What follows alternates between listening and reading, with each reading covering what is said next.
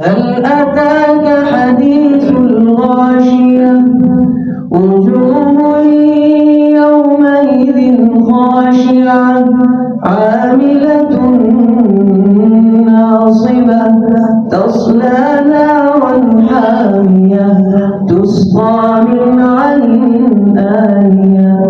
ليس لهم طعام إلا من ضريع لا يسمن ولا يغني من جوع وجوه يومئذ ناعمة لسعيها راضية في جنة عالية لا تسمع فيها لاغية فيها عين جارية فيها سرر مرفوعة وأكواب موضوعة ونمارق مصفوفة وزرابي مبثوثة أفلا